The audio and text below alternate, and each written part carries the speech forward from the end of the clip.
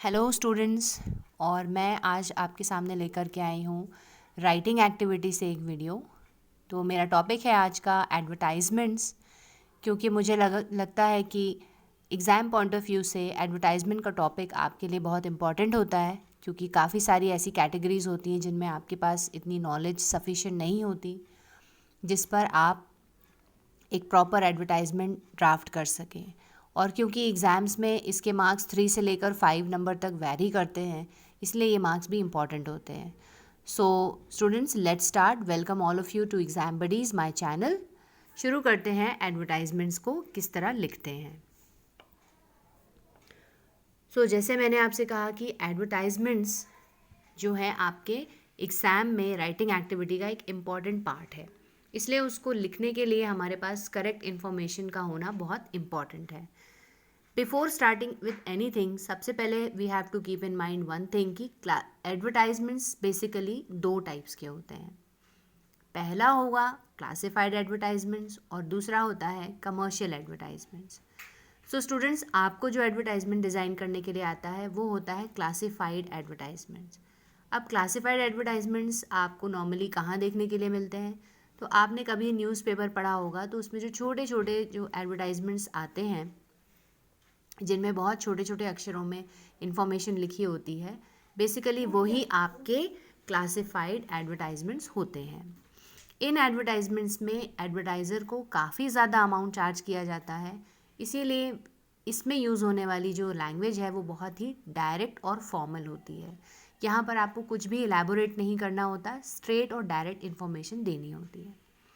वहीं दूसरी तरफ जो कमर्शियल एडवर्टाइजमेंट्स होते हैं, वो कमर्शियल एडवर्टाइजमेंट्स टेलीविज़न और रेडियो पर डिस्प्ले करने के लिए होते हैं। तो इनमें खर्चा भी बहुत होता है और ये ज़्यादा लार्जर ऑडियंस को अट्रैक्ट करने के लिए होते हैं, जबकि न्यूज़पेपर एडवर्टाइजमेंट्स रीडर्स को अट्रैक्ट करने के लिए होते हैं जो रेगुलरली न्यूज़पेपर्स को रीड करते हैं।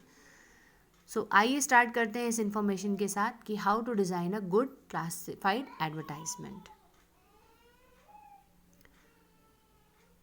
स्टूडेंट्स, क्लासिफाइड एडवर्टाइजमेंट बनाने के लिए आपको चाहिए कुछ इम्पॉर्टेंट कैरेक्टरिस्टिक्स की इंफॉर्मेशन। सबसे इम्पॉर्टेंट होता है कैटेगरी जिसमें आप लिख रहे हैं, जो सब्जेक्ट मैटर है वो स्ट्रेट और क्लियर मेंशन्ड होना चाहिए। दूसरे नंबर पे आता है आपकी इंफॉर्मेशन का ब्रीफ डिस्क्रिप्शन। जो भी आप देना चाहते हैं, जो भी इंफॉर्मेशन हम देना चाहते हैं, उसका ब्रीफ इंफॉर्मेशन हमें देना होता है।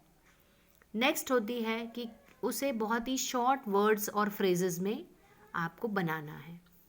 कोई भी आप वर्ड्स को एक्सपैंड नहीं करेंगे, अननेसेसरी का एक्सप्लेनेशन नहीं देंगे।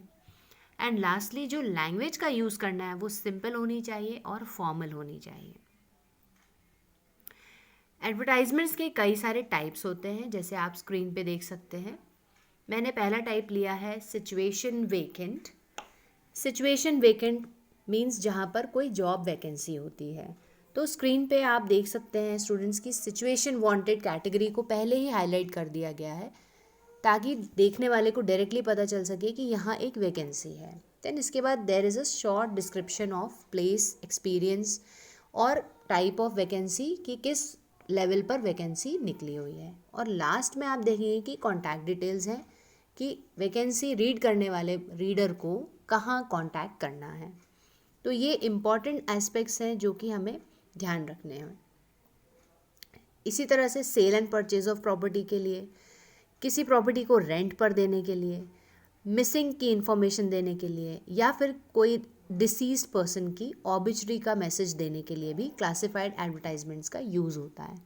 स्टूडेंट, क्लासिफाइड एडवर्टाइजमेंट्स की वैसे तो 11 कैटेगरीज होती हैं, लेकिन मोस्टली आपको बनाने के लिए आ सकता है on situation vacant, on missing, lost and found, या फिर ऑबिचरी के ऊपर। तो मैंने यहाँ पर आपकी इम्पॉर्टेंट कैटेगरीज को कवर कर दिया है। नाउ सिचुएशन वेकेंट को हम डीपली डिस्कस करते हैं कि इस तरह का एडवर्टाइजमेंट्स बनाने के लिए हमें किन बातों का ध्यान रखना है। तो पहली चीज़ जो हमें यहाँ पे रखनी है ध्यान, वो है कि स्ट्रेट एंड डायरेक्ट हेडिंग होनी चाहिए। यानी जिस भी वैकेंसी के लिए या जॉब के लिए हम एक क्लासिफाइड बना रहे हैं, उसका जो हेडिंग है, वो टाइटल जो है वो क्लियर होना चाहिए। सेकेंडली, हमें नेम ऑफ द ऑर्गेनाइजेशन, उस कंपनी के बारे में डिटेल्स या उसमें किस लेवल पर वैकेंसी है उसकी इन्फॉर्मेशन देनी है, नंबर ऑफ पोस्ट या क्वालिफिकेशन या एक्सपीरियंस की रिक्वायरमेंट, और साथ ही में कोई भी प्रेफरेंसेस यहाँ पर हम सैलरी वगैरह के इन्फॉर्मेशन भी ऐड कर सकते हैं। ये मैंने एक छोटा सा फॉर्मेट बनाया है जो कि मैंने जितने भी आपको क्लासिफाइड एडवर्टाइजमेंट्स बताए हैं उन सभी के अकॉर्डिंग है। So first thing is that कि आपको ध्यान में रखना है कि टॉप में कैटेगरी होना चाहिए। उसके नेक्स्ट हमको लिखना है डिस्क्रिप्शन, जो कि हमारे क्लासिफाइड एडवर्टाइजमेंट के अकॉर्डिंग चेंज होता जाएगा। इसके बाद हम कुछ इम्पॉर्टेंट प्रेफरेंसेस, सैलरीज या किसी खास किस्म की इंफॉर्मेशन को अलग से मेंशन कर सकते हैं, ये ऑप्शनल है। और लास्टली हमें देना होता है कॉन्टैक्ट डिटेल्स। तो ये मोटे मोटे तौर पर आपको ये 4 पॉइंट्स पे ध्यान रखना है कि आपको ये 4 पॉइंट्स को मेंशन करना ही है। Now we can see this with an example. जिस तरह से सिचुएशन वेकेंट का मैंने एक एग्जाम्पल लिया हुआ है, देखिए ये हो गया आपका कैटेगरी, ये है स्मॉल डिस्क्रिप्शन अबाउट किस तरह की पोस्ट है, क्या वैकेंसी है, क्या क्वालिफिकेशन मांगी गई है और कितना एक्सपीरियंस रिक्वायर्ड है। देन इन्होंने सैलरी का इन्फॉर्मेशन यहाँ पर अलग से हाईलाइट किया हुआ है ताकि सैलरी देख कर के लोग ज़्यादा से ज़्यादा अप्लाई करें। एंड लास्टली उन्होंने मेंशन किया हुआ है अपना कॉन्टैक्ट डिटेल्स। एक और एडवर्टाइजमेंट मैंने लिया हुआ है जो कि सेल ऑफ प्रॉपर्टी है। यहाँ पर हम एक फ्लैट की सेल कर रहे हैं, तो since it is a sale तो हमने उसको हाईलाइट किया है। सपोज इसकी जगह परचेज हो तो आप परचेज को हाईलाइट करिए। देन किस प्रॉपर्टी को, उस प्रॉपर्टी का डिस्क्रिप्शन, वो प्रॉपर्टी कहाँ स्थित है उसके बारे में इंफॉर्मेशन, एंड लास्ट में कॉन्टैक्ट डिटेल्स। तो again all the important 4 categories are covered. Then मैं आपसे साथ अलग से डिस्कस कर रही हूँ मिसिंग एंड ऑबिचरी एडवर्टाइजमेंट्स को कैसे ड्राफ्ट करते हैं, क्योंकि इनकी लैंग्वेज और इनकी कैटेगरी को डिफाइन करना थोड़ा सा आपके लिए डिफ़िकल्ट हो सकता है। सो लेट्स सी कि हम इन एडवर्टाइजमेंट्स को भी किस तरह बना सकते हैं। सबसे पहले है कि हमें क्या रिक्वायरमेंट्स होती हैं इस तरह के एडवर्टाइजमेंट्स को बनाने के लिए। तो आपको चाहिए हेडिंग। जब मिसिंग का लिख रहे हैं तो आपको मिसिंग का हेडिंग डालना ज़रूरी है।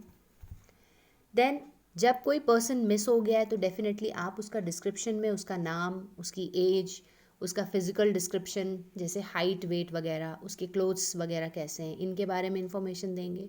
इम्पॉर्टेंट है आपको उसका डेट और प्लेस मेंशन करना जहाँ से उसे लास्ट देखा गया था।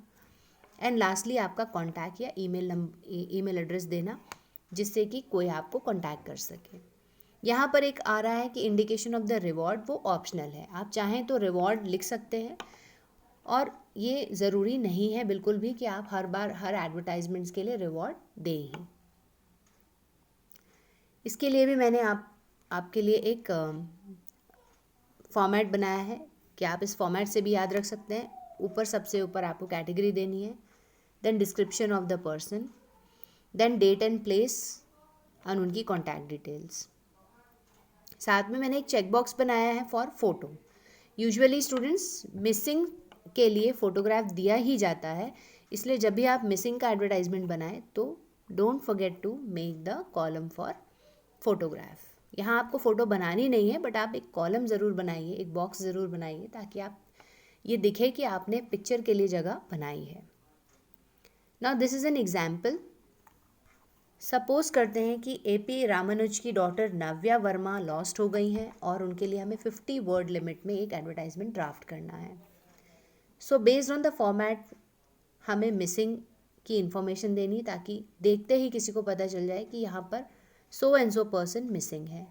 मिसिंग की इन्फॉर्मेशन के साथ आपको देना है मिसिंग का फ़ोटो, मिसिंग पर्सन की इन्फॉर्मेशन यानी उनका डिस्क्रिप्शन, उसकी एज कितनी है, उनकी कॉम्प्लेक्शन कैसी है, हाइट कितनी है, ये सारी चीज़ें।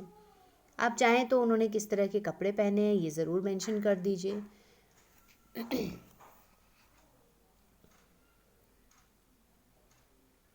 देन उनकी कॉन्टैक्ट डिटेल्स।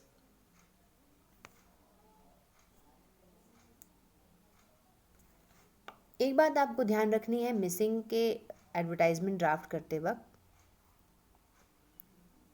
कि जब भी आप ये एडवर्टाइजमेंट्स बना रहे हैं,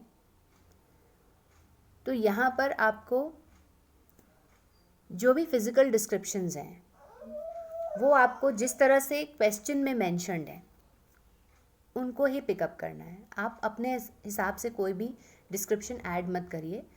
अगर इन्फॉर्मेशन नहीं दी है, जैसे इस एडवर्टाइजमेंट्स में नाव्या वर्मा कैसी दिखती हैं, कैसी उनकी हाइट है, पर्सनालिटी है, उसकी इन्फॉर्मेशन नहीं है, इसलिए वो मैंने अपनी ओर से डाली है। बट आपको वही फॉलो करना है जो क्वेश्चन में मेंशन्ड हो। किसी आपके क्वेश्चन में उसकी फ़िज़िकल डिस्क्रिप्शन दी हो सकती है, तो आपको उसी को आपके एडवर्टाइजमेंट में लिखना होगा। नेक्स्ट एडवर्टाइजमेंट है फॉर ऑबिचरी। ऑबिचरी में भी हमारी एक हेडिंग होती है। हेडिंग के लिए आपके जो वर्ड्स हैं वो लिमिटेड ही होंगे। जैसे मिसिंग के लिए आप सिर्फ मिसिंग ही लिख सकते हैं, उसी तरह से ऑबिचरी के लिए आप इन लविंग मेमोरी ऑफ लिख सकते हैं, रिमेम्बरेंस लिख सकते हैं, सडन डिमाइस लिख सकते हैं। इस तरह के ही वर्ड्स का यूज़ कर सकते हैं, इसके अलावा आप और कुछ नहीं लिख सकते। देन इसके बाद आपको लिखना है name of the person. Again यहाँ भी फोटोग्राफ का यूज़ होता है। फिर फैमिली से एक मैसेज आता है कि वो उनको मिस करते हैं इस तरह से, and details of the persons जो उस ऑबिचरी को दे रहे हैं यानी पब्लिश कर रहे हैं। इसी तरह से मैंने इसे भी एक एग्जाम्पल के साथ मेंशन किया है ताकि आपके लिए इजी हो जाए समझना। यहाँ पर हमको 50 वर्ड्स में एक रिमेम्बरेंस का मैसेज डालना है जो कि मिसेस विद्या भूति के लिए है। तो नेम ऑफ द पर्सन आपको दिया हुआ है, इसके अलावा कुछ भी नहीं दिया हुआ है।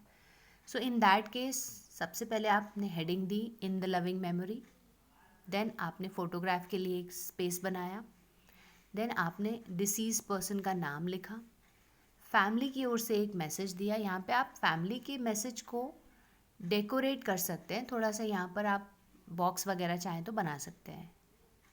देन लास्टली हमें किसकी तरफ से ये मैसेज पब्लिश हो रहा है, जिस क्लासिफाइड एडवर्टाइजमेंट आ रहा है, उनके नाम देने होते हैं। ये चीज़ें आपको अपने आप से भी लिखनी पड़ सकती हैं क्योंकि आपको क्वेश्चन में ये नहीं दिया हो सकता है, तो ये नेम्स आप इमेजिनरी भी खुद से डालना पड़ सकता है। बस ये इन्फॉर्मेशंस को अगर आप ध्यान रखेंगे तो आई होप आप किसी भी तरह के एडवर्टाइजमेंट को बना पाएंगे। So this is all from my side students. और अगर आपको ये वीडियो अच्छी लगी है तो आप इसको लाइक कीजिए, शेयर कीजिए, सब्सक्राइब कीजिए। और मैंने आपके लिए एक और वीडियो सोचा है कि जो आपके 12th स्टैंडर्ड में एडवर्टाइजमेंट होता है सिचुएशन वेकेंट का, उसको रिप्लाई करने के लिए क्वेश्चंस आते हैं। अगर आप इस एडवर्टाइजमेंट को लाइक करेंगे, सब्सक्राइब करेंगे, तो मैं नेक्स्ट वीडियो आपके लिए उसी पर बना कर लाऊंगी। तो I hope you like this video. Thank you so much. God bless.